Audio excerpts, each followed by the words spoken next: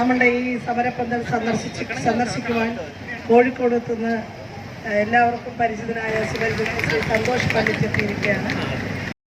നമസ്കാരം. ആശാവർക്കർമാരുടെ സമരം 44-ാം ദിവസം പിന്നിട്ട് കഴിഞ്ഞു. നിങ്ങൾക്ക് ഇങ്ങനെ സമരസഹായം ഫണ്ടോ അങ്ങനെ എന്തെങ്കിലും ഉണ്ടോ? ഉണ്ട്. നമ്മൾ എന്തെങ്കിലും തന്നാൽ സ്വീകരിക്കുമല്ലോ അല്ലേ?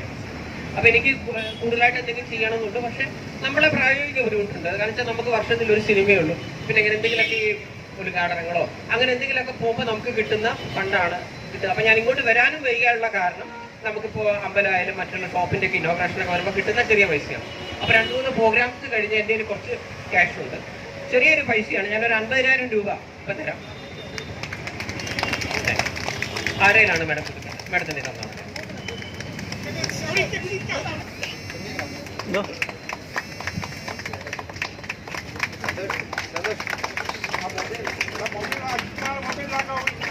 ഞങ്ങൾ ഈ തുക എന്ന് പറയുന്നത് ഞങ്ങളെ സംബന്ധിച്ച് സമരസമിതിയെയും ഇവിടുത്തെ ആശാവർക്കർമാരെ സംബന്ധിച്ച് ഓരോ ദിവസവും മുന്നോട്ട് പോകാനുള്ള ഒരു വലിയൊരു സംഭാവനയാണ്. ഞങ്ങളത് വളരെ നീതിപൂർവമായി പ്രയോജനപ്പെടുത്തുമെന്ന് കൂടി പറയുക.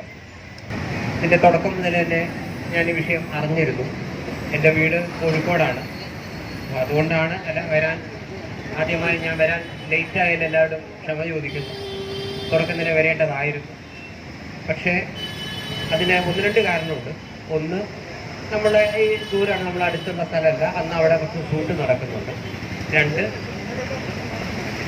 ഈ സമരവുമായി ബന്ധപ്പെട്ട് പല ആളുകളുമായിട്ട് ഞാൻ ഡിസ്കസ് ചെയ്യുകയുണ്ടായി. കാരണം ഒരു വിഷയം നമ്മൾ ഒരു അഭിപ്രായം പറയണമെങ്കിൽ നമ്മളത് പഠിച്ചിട്ട് പറയണമെന്നാണ് ഞാൻ മനസ്സിലാക്കുന്നത്. അല്ലാതെ നമ്മൾ വെറുതെ പോയിട്ടൊരു ഓൾ ദ ബെസ്റ്റ് തരുന്നതിൽ എന്ത് കാര്യമുള്ളൂ? ഒന്ന്. അപ്പോൾ മുമ്പ് ഈ വിഷയം സംസാരിച്ച പലരും പറഞ്ഞു, നിങ്ങൾ അങ്ങോട്ട് ഇപ്പോൾ പോകരുത്, ഇതൊരു രാഷ്ട്രീയ പ്രേരിതമായ സമരമാണ്, ഇപ്പോൾ പോയാൽ നിങ്ങളെ ആളുകൾ സംഖ്യയാക്കും, നിങ്ങളെ കൊങ്കിയാക്കും, അതുകൊണ്ട് ആ വഴിക്ക് ദയവ് ഇത് പോകരുത് എന്നോട് പലരും പറയുന്നുണ്ട്. പിന്നീട് അത് മുന്നോട്ട് പോവുകയും നിങ്ങളുടെ മറ്റുള്ള കാര്യങ്ങളെല്ലാം നമ്മൾ തിരക്കിനിടയിൽ ഇത് കാണുന്നുണ്ട്. ഞാൻ ചിന്തിച്ചത്, ഇതിപ്പോ ഒരു രാഷ്ട്രീയ പ്രേരിതം എന്ന് പറയാൻ പറ്റുമോ? ഇപ്പോൾ കേരളത്തിലെ മുഴുവൻ ആശാവർക്കർമാരും ഒരു പ്രത്യേക രാഷ്ട്രീയത്തിലോ അല്ലേ, എല്ലാവരും അങ്ങനെ ആവണമെന്നില്ലല്ലോ, അങ്ങനെ വരില്ലല്ലോ. മാത്രമല്ല പിന്നീട് ഞാൻ ആലോചിച്ചു, ഇതൊരു ഉപജീവനത്തിന് വേണ്ടി അല്ലേ, ഒരു ബേസിക്സിന് വേണ്ടിയിട്ടുള്ള ഒരു സമരമാണ്. അല്ലാതെ ഞങ്ങൾക്ക് ഇതും കൂടെ വേണം അതും കൂടെ വേണമെന്ന് പറഞ്ഞിട്ടല്ലല്ലോ. ഇങ്ങനെ ആലോചിച്ചു. പിന്നെ നമ്മൾ ഒരു കാര്യത്തിന് പോകുമ്പോൾ എല്ലാവിധ ആശംസകൾ നേരുന്നു എന്ന് പറയുന്നത് കൊണ്ട് മാത്രം അതുകൊണ്ടൊരു കാര്യമുണ്ടെന്ന് എനിക്ക് തോന്നുന്നില്ല. കാരണം മുമ്പ് എന്നോട് എൻ്റെ അമ്മ പറഞ്ഞൊരു കാര്യമാണ്, സഹായിക്കാൻ കഴിയാത്തവൻ സഹതപിച്ചിട്ട് കാര്യമില്ല എന്ന്. എന്ത് കാര്യമായാലും നമ്മൾ അയ്യോ ഇങ്ങനെ ഒരു അവസ്ഥ വന്നല്ലോ, എന്നോട് അമ്മ ഒരു എക്സാമ്പിൾ സഹിതം പറഞ്ഞാണ്. ഇപ്പൊ എല്ലായിടത്തും ഒരു അന്ധകാരമാണെങ്കിൽ നമ്മൾ അവിടെ പോയിട്ട് ഈ അന്ധകാരം ഉണ്ടാക്കിയവരെ പറഞ്ഞിട്ട് കാര്യമില്ല, അന്ധകാരം കണ്ട് പേടിച്ചോടിയിട്ട് കാര്യമില്ല, അല്ലെങ്കിൽ ഞാൻ ഇവിടെ നിൽക്കുന്നില്ല എന്ന് ഓടിയിട്ട് കാര്യമില്ല. ഇതൊന്നുമല്ല വേണ്ടത്. അന്ധകാരം ആണെങ്കിൽ അവിടെ പോയിട്ട് ഒരു മെഴുകുതിരിയും കത്തിക്കുക. മെഴുകുതിരി കൊണ്ട് മൊത്തം വെളിച്ചം കിട്ടുമെന്നില്ല, പക്ഷേ ആ മെഴുകുതിരി കൊണ്ട് ഒരു കുഞ്ഞു സ്ഥലത്തെങ്കിലും ഒരു വെളിച്ചം കിട്ടിയാൽ അതൊരു കാര്യമാണ്. അല്ലെ, വിശക്കുന്നവരെ കണ്ടു കഴിഞ്ഞാൽ നിനക്ക് ഇങ്ങനെ വിശപ്പ് വന്നല്ലോ, അല്ലെ വിശപ്പ് എന്ന് പറഞ്ഞിട്ടൊരു കവിത എഴുതി ഞാനൊരു സാംസ്കാരിക ആളാണ്, അതും വെച്ചിട്ട് ഞാനൊരു അവാർഡ് വാങ്ങിക്കൊണ്ട് കാര്യമില്ല. വിശക്കുന്നവരെ കണ്ടാൽ നിങ്ങളുടെ മുന്നിൽ 2 ഓപ്ഷനുള്ളൂ. അമ്മ പറഞ്ഞു, ഒന്നുകിൽ പോയിട്ട് എന്തെങ്കിലും ഭക്ഷണം വാങ്ങിച്ചു കൊടുക്കുക, ഓപ്ഷൻ എ. കയ്യിൽ പൈസ ഇല്ലെങ്കിൽ ഇങ്ങനെ ആളെ കണ്ടിട്ടില്ല എന്ന് പറഞ്ഞാൽ നീ മൈൻഡ് ചെയ്യാണ്ട് വയ്ക്കും. ഇത് രണ്ടും നല്ലതാ, കുഴപ്പമില്ല. അതല്ലാതെ അയ്യോ ഏട്ടാ നിങ്ങൾക്ക് ഇങ്ങനത്തെ ഒരു വിഷമം വന്നില്ല, ഓൾറെഡി വിശന്നിരിക്കുന്നവരെ ഒന്നുകൂടെ വെച്ച് കൂട്ടേണ്ട ആവശ്യമില്ലല്ലോ, അല്ലെ അവനെ മുന്നിൽ നിർത്തി ചാരിറ്റി പിരിവ് നടത്തി 10 രൂപ ഉണ്ടാക്കേണ്ട ആവശ്യമില്ലല്ലോ. അതുകൊണ്ട് ഞാൻ ഇവിടെ വരാൻ ലേറ്റ് ആയതിന് രണ്ടാമത്തെ കാരണം, എന്തെങ്കിലുമൊക്കെ ഒരു പ്രോഗ്രാം കഴിഞ്ഞ് എന്തെങ്കിലും കയ്യിലൊരു 10 രൂപ വന്നതിന് ശേഷം എന്തെങ്കിലും ഒരു സഹായം ചെയ്യാം. ഞാൻ വെറുതെ ഇവിടെ വന്നിട്ട് എനിക്കിപ്പോൾ എൻ്റെ ഒരു ഫോട്ടോ കാണിക്കലോ അല്ലെങ്കിൽ സന്തോഷപ്പെട്ടിട്ട് വന്നു, എനിക്ക് ആരെ മുന്നിലൊന്നും ജാട കഴിഞ്ഞാൽ എനിക്ക് താല്പര്യമില്ല. അപ്പോൾ എനിക്ക് എൻ്റെ അമ്മ പറഞ്ഞ് എനിക്ക് ഓർമ്മ വരുന്നു, ഒരു സംവിധാനം ഇപ്പോൾ പലരും വിചാരിക്കും ഇപ്പോൾ ഒരു സമരം നടത്തുമ്പോൾ അതിലിപ്പോൾ എന്താണ് ഒരു ചെലവ് എന്നായിരിക്കും പുറമേ നിന്ന് കാണുമ്പോൾ മനസ്സിലാക്കുക. ഞാൻ പറയുന്നു, എനിക്ക് മനസ്സിലാക്കാൻ പറ്റും, ഒരു സമരം ശരിക്കും നടത്തുക എന്ന് പറഞ്ഞാൽ അത്യാവശ്യം എക്സ്പെൻസീവ് തന്നെയാണ്. ഞാൻ മനസ്സിലാക്കിയൊരു കാര്യമാണ്. അതിനുവേണ്ടി ബാക്കിയുള്ള കാര്യങ്ങൾ ചെയ്യാനാണെങ്കിൽ ബേസിക്സ് ആയിട്ടുള്ള പല കാര്യങ്ങളും ഒന്നും വെറുതെ കിട്ടുമൊന്നുമില്ലല്ലോ. പ്രത്യേകിച്ച് നമ്മൾ സമര സമയത്ത് നമുക്ക് ശമ്പളം ഉണ്ടാവുകയില്ല, അല്ല അതും പോകും. അപ്പൊ അതുകൊണ്ട് അവരുടെ ആവശ്യങ്ങളിലേക്ക് നോക്കുകയാണെങ്കിൽ ഒരു 7,000 രൂപയാണ് ഇവരുടെ ഇതെന്ന് ഞാൻ ഇനി ഇവരെ വിഷയം പഠിച്ചപ്പോൾ മനസ്സിലായെന്നാണ്. അപ്പൊ 7,000 രൂപ എന്നുള്ളത് ഒരു കുറച്ചുകൂടെ മാന്യമായ ഒരു ശമ്പളം കൊടുക്കണം എന്നാണ് അവർ പറയുന്നത്. രണ്ടാമത് ഞാൻ മനസ്സിലാക്കിയെടുത്തോളം ഇപ്പൊ 62-ാം വയസ്സിലായിട്ടില്ല മാഡം, 62-ാം വയസ്സിലോട്ടാണ് ഇവരുടെ പെൻഷൻ വരുന്നത്. ഈ പെൻഷൻ പറ്റുമ്പോൾ ബാക്കിയുള്ള എല്ലാ ആളുകൾക്കും ഒരു നിശ്ചിത പൈസ, നല്ല ഒരു കുഴപ്പമില്ലാത്ത നല്ലൊരു പൈസ അവർക്ക് കിട്ടുമ്പോൾ, ഗ്രാറ്റുവിറ്റി മറ്റുള്ള പല സംവിധാനങ്ങളും വരുമ്പോൾ ആശാ വർക്കർമാർക്ക് 1 രൂപ പോലും കിട്ടുന്നില്ല, അല്ലെ? ഇതല്ലേ സത്യം?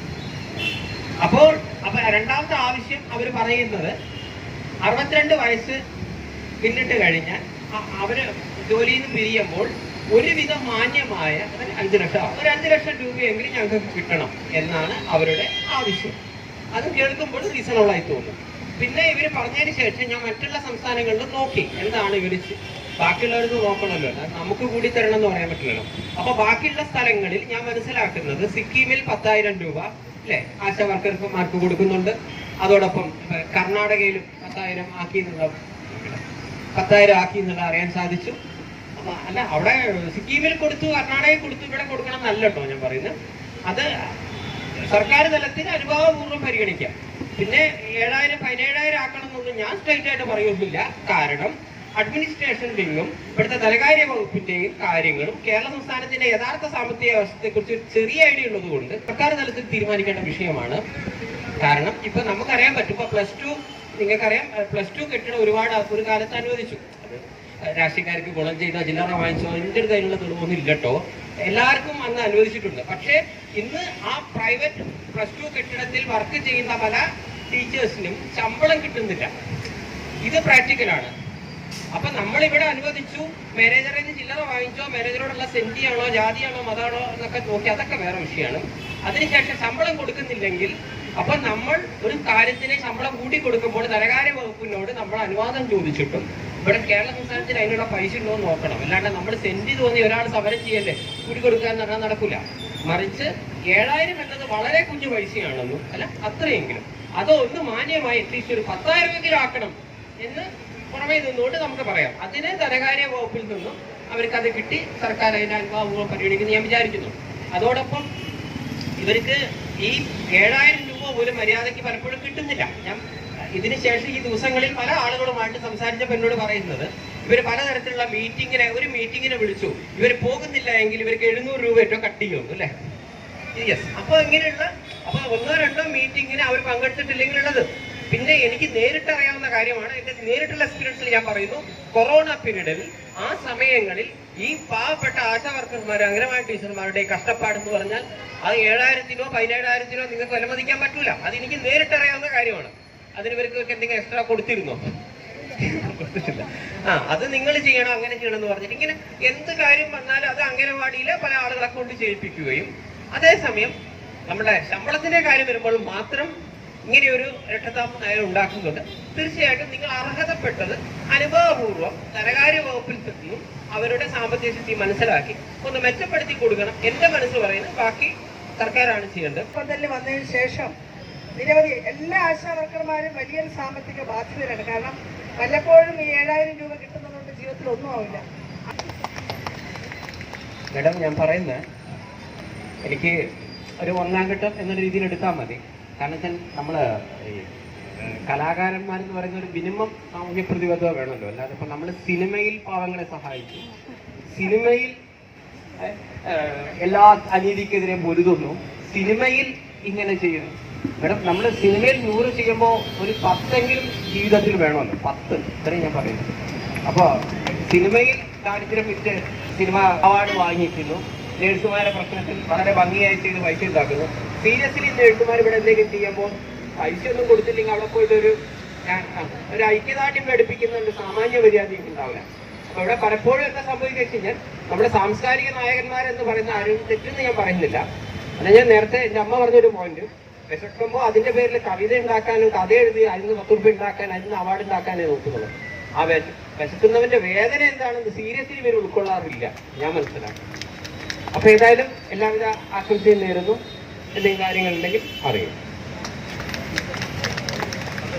കോഴിക്കോടുകാരിയാണ്.